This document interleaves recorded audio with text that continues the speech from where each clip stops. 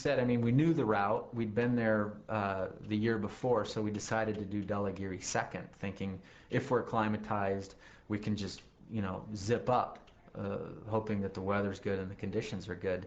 And we got to base camp, and there was a Swiss team of 5 members there, and they'd only gotten there a day ahead of us at base camp. So nobody had been on the mountain. There was nobody higher. There was no route established. And so Veka and I just packed our bags and thought we could make it to the summit with just 2 camps, getting to the top in 3 days, and then 1 day down. So we packed about 4 days of food. We had about 42 pounds each of gear. And climbing alpine style, you have everything you need in your pack. You go as high as you can the first day. I think we got to about 20,000 feet. And then you set up your tent, spend the night, and the next morning you pack it all up and then carry it again as high as you can on the second day. And the second day we got to about 24,000 feet. And the first 2 days, they were both about 8-hour days. So they're quite long, but we start pretty early, and then that gives us all day to rest and recuperate and rehydrate. And then the section between Camp 1 and our Camp 2, and our Camp 2 is normally where Camp 3 is, so we skipped a camp. Last year was very icy, and this year it wasn't, so we were thankful for that. There was some fixed rope there from last autumn which we used. And then above Camp 3, which was our Camp 2, last year is where we turned around because of the avalanche conditions, but this year, because the snow was so firm and consolidated, it was perfect. It was just hard neve the whole way.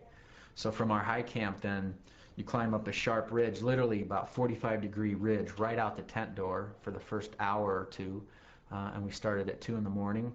And then from there it's just this steep traverse to the right. You're going up, but you're traversing on about 30 or 45-degree slopes all the way. And then you go up a gully, and then you're on this broad summit ridge. It's about as wide as a street. And then there's these undulations, and you kind of keep going. You kind of backtrack to the left, and you finally get to this highest rock bump, and there's a piton there and all that. And it was like 10:30 in the morning, 11 in the morning, we're on the top. Perfect day, great day. I mean, better than Manaslu, no wind. And then it did start to snow on the way down. It was typical afternoon storm buildup. Dhaulagiri gets these afternoon thunderstorms, and they usually roll in around 2:30 or so.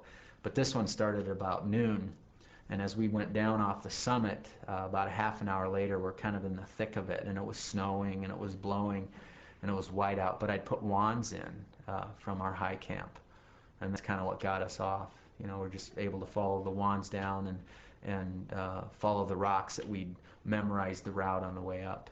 It was just difficult because there was a little bit of new snow, and that was balling up in our crampons, so we were kind of having a hard time getting footing. You know, you couldn't climb without crampons, you couldn't climb with, so you just kind of had to deal with it, and it just made it very tedious.